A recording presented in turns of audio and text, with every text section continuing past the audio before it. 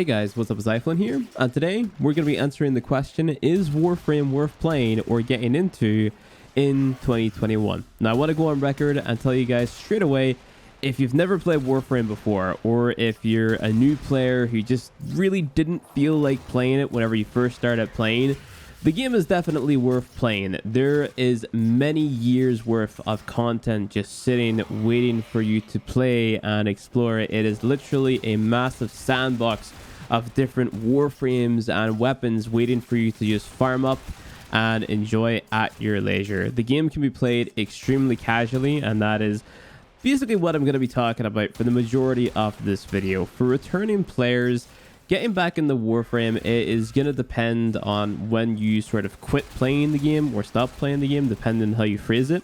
I stopped back in 2019 and I came back to it, I think like maybe over the past couple of months, and what I've noticed is that the game is way more enjoyable nowadays if you play it extremely casually. Like, you don't want to hardcore farm anything anymore, because if you hardcore farm something, it is going to take the fun out of the game 110%. Warframe, way back whenever I started playing it, where you could spend hours in a tier 4 defense or tier 4 survival just getting rewards upon rewards of prime parts that were worth like a decent amount of platinum to sell off the players, or you know, were just worth something to you because like prime parts were harder to come by back in those days, right? So I struggled for ages trying to get a Loki Prime systems in T4 defense rotation C. It was a fun grind, don't get me wrong, but it was also a very tedious grind, and the developers addressed that with the relic system. But because they addressed that with the relic system, there was a lot more tedium that went into farming prime parts, right? They were easier to come by, but because they were easier to come by, whenever you didn't get what you want, it was a lot more frustrating, especially whenever you're playing, you know, the star chart tiles test, because you're normally playing star chart missions to farm up, you know, mods and stuff like that, or resources and things. And while the two sort of overlap now, it adds to the tedium that you're playing the same star chart missions over and over and over again. So what I would say to people who played Warframe, took a break because they didn't like the direction of the game, or they just sort of got burnt out on it, I would say that the game is worth getting into if you can play it really casually, if you can log on and do a few things here and there in a day. The game is best played whenever you know exactly what it is that you have to go for, is what I've noticed as well. So whenever I know exactly what it is that I have to farm at any given point in time, and where I have to go to get these things, or what I have to do to get these things, like, it's a lot easier on the mental, because it's like, okay, if I just sort of pace myself and take it easy, then it's going to be a more enjoyable experience, right? One of the biggest issues that Warframe had way back whenever the first couple of open worlds and Railjack came out was the resource economy. I don't know what it is about Digital Extremes, but they just keep on messing resource economy somehow. So way back whenever Plains of Eidolon first came out, like, what you'd have to do is you'd have to play in Plains of Eidolon to get some resources there. Then you would have to spend standing to get a blueprint for fish bait, and then you have to go to your foundry and then craft the fish bait. Then you have to go back to the Plains of Eidolon, catch your fish, and then go back to the place where you bought the bait to cut up the fish, and then you'd have to go get something else from a different vendor in the Plains of Eidolon, take it back to your foundry. You see where I'm going with this, right? It's a lot of back and forth. There still is a lot of back and forth in the open worlds, but it is not nearly as bad as it used to be. And part of this comes back to like knowing exactly what it is that you're going to get, and knowing exactly how to get the things that you want, right? Now, the game doesn't do a lot to aid you in this sense. Like, the game literally does not tell you how to get Mercury fish or Norg fish or Cufflefish. You have to, you know, go to an external guide, third-party website, whatever, Wikipedia, Semlar, you know, My Beginner Guides, whatever, to actually find out that information. But the fact that, you know, they've reduced the grind, as in you don't have to craft fish bait anymore, and, you know, like, getting standing is a lot easier now, especially in the Plains of Eidolon, because hunting is really efficient for getting standing on the Plains of Eidolon.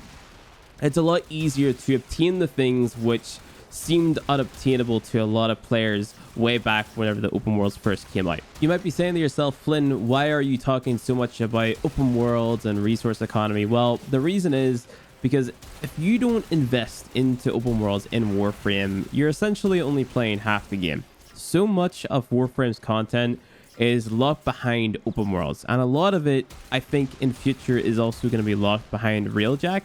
And DE are actually trying to reduce the grind to get into these systems, even though like it's sort of like laughable that they released these systems in the first place with extreme like grinding conditions, right? Like crafting fish bait, or 6 days to craft your Railjack, and a ton of resources invested to get like new Railjack parts or a new resource to upgrade Railjack stuff. They were called avionics back in the day. Like, they did overcomplicate it in the first place, and that has really set the development team back a little bit, at least from my perspective as a player.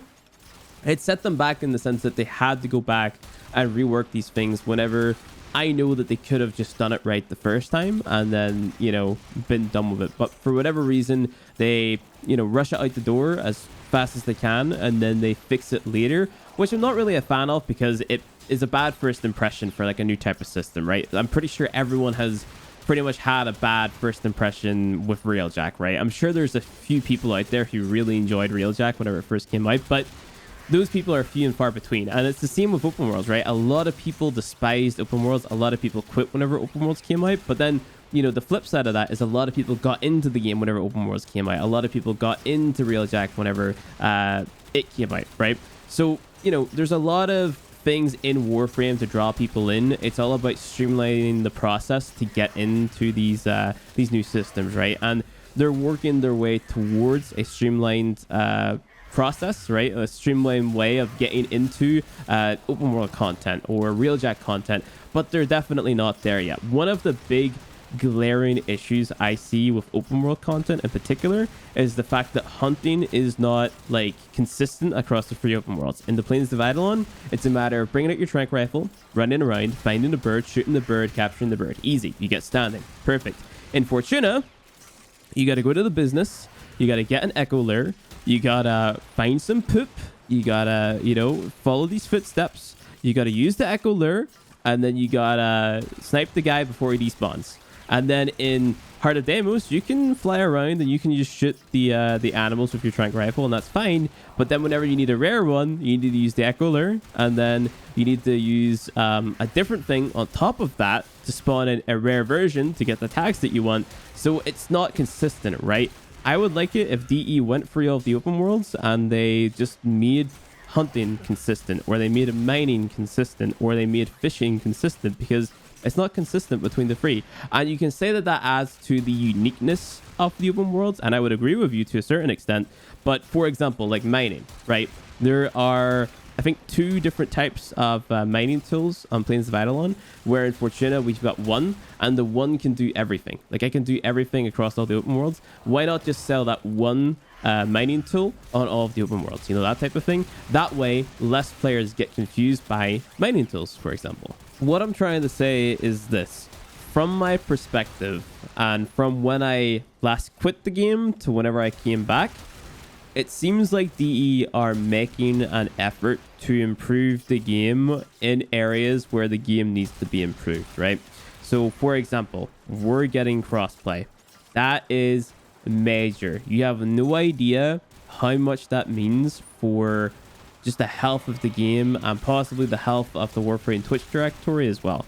So the fact that we're now getting crossplay means that DE are really going to have to get their ass in gear, for lack of a better term, whenever it comes to deploying updates, right? Because they have to make updates go through cert for both of these platforms, and in that way, you know, it's not a matter of just being like, hey, we can hotfix it, you know. But there probably is a way for them to hotfix on consoles, you know, now that they've got this whole crossplay thing going on. But, you know, I just see it as DE have to put more effort into their updates for, you know, just everybody. It has to be more polished. It has to be released more polished, because it is going to every single platform at the same time, sort of thing, instead of this like segmented release where it gets released on PC and then we kind of like go through it with all these bugs and all these like resource economy issues and stuff like that. And then whenever it gets pushed to console, it's like everything's fan-dabby-dozy, right? So the fact that they are getting crossplay, which is good because now everyone is going to be able to play with one another, right? It's major for a game like Warframe. It just communicates to me that, hey, they're going to have to put in more effort into every single one of their updates because it has to be more polished, it has to be more clean, it has to be a more smooth launch. The flip side of this, though, is if we take a look at the recent frame launches, right? Let's say Ureli and Grendel, for example. Those two frames are pretty mediocre in my opinion, and I would go as far as to say that Ureli is probably the worst frame that Warframe has ever developed, right?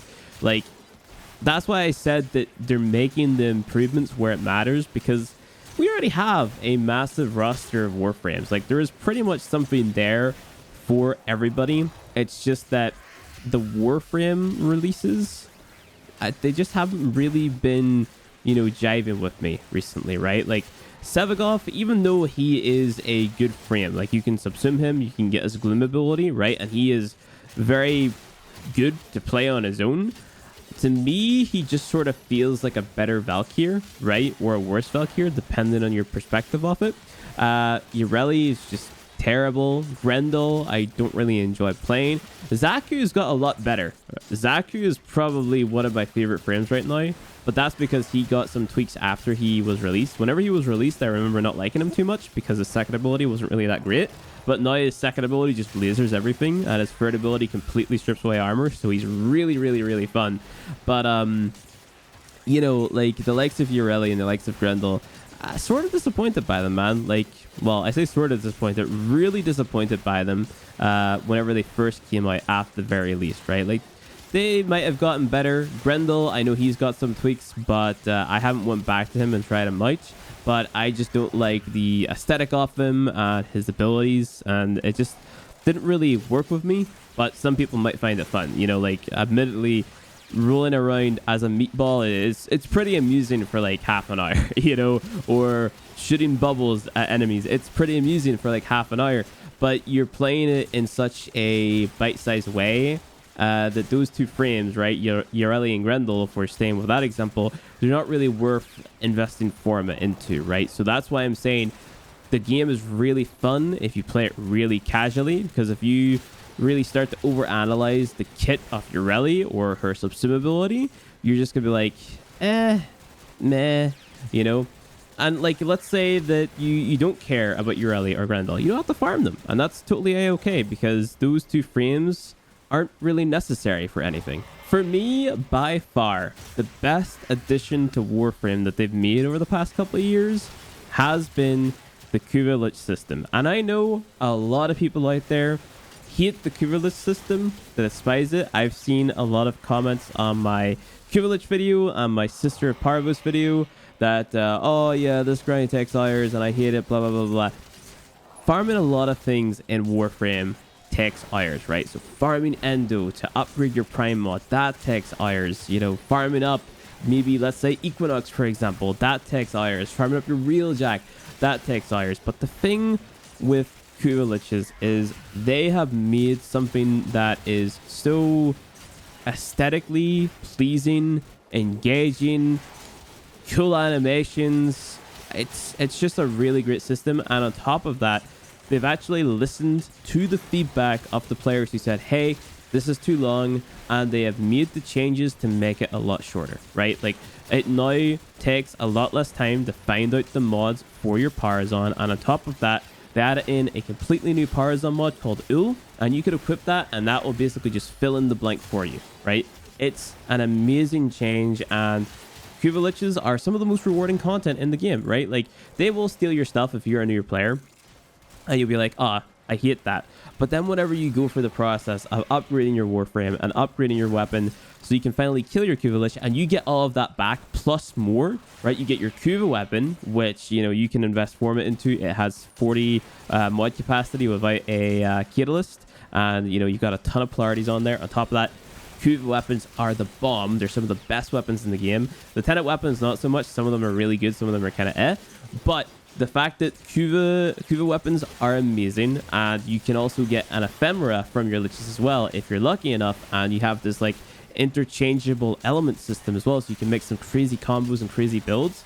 That is just like, they pretty much made the perfect system for me as somebody who, you know, likes to play the game hardcore and casually, right? It found the balance, and I hope that they keep on making more content like the kuva lich system and the sisters system going into the future, because I just think it's phenomenal. I know a lot of people disagree with that, but I think whenever you take the time to learn how kuva liches work and sisters work, then you're gonna have a blast with them. So to wrap this video up, I recommend going back to Warframe if you stop playing the game. If not, to check out Railjack. If not, to get invested into the streamlined kind of open world content. At the very least, to check out some of the new story content that they added into the game, such as the Call of Tempestari quest, and also the kuva liches and the Sisters of Parvos. If you want to get into Warframe, or you want to get back into Warframe, literally tomorrow, the first episode of my Warframe Beginner's Guide for 2021 is going to be released, so I recommend going ahead and checking that out. This year's guide is a lot more straight to the point, and it is literally going to take you from being a beginner player to a player like myself, right? Like knowing everything about the game and having a ton of resources in the backlog and all that other good stuff. So hopefully you guys check that out. Hopefully you guys are excited for it. Like this video if you liked it, subscribe for more Warframe content, and I'll see you guys in the next video.